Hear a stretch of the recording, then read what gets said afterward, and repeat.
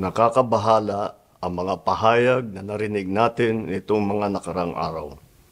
Nandyan ang walang pakundangang pagmumura at ang pagbabanta ng planong ipapatay ang ilan sa atin.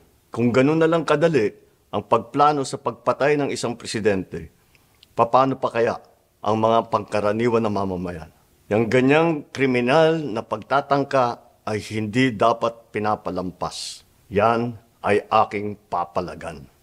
As a democratic country, we need to uphold the rule of law.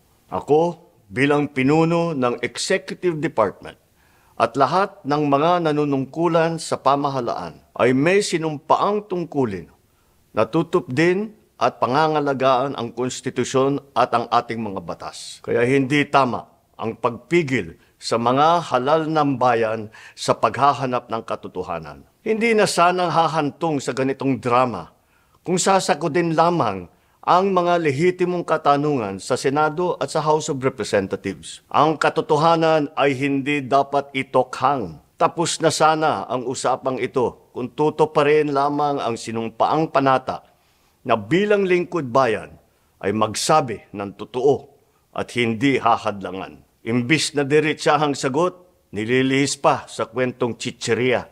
Hangad ko na matuldukan na itong mga pangyayaring ito sa parang matiwasay at magdadala sa atin sa katotohanan. 12 taon din ako nanungkulan sa magkaparehong kamara ng Kongreso.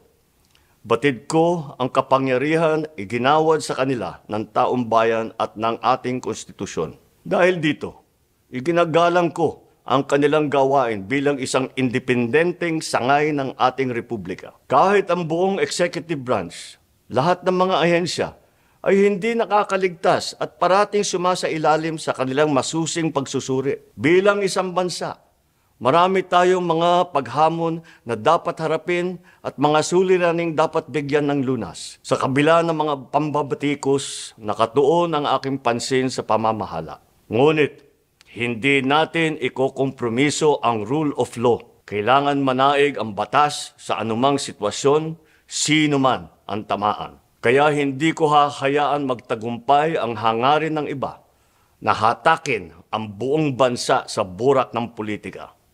Igalang natin ang proseso. Tuparin natin ang batas.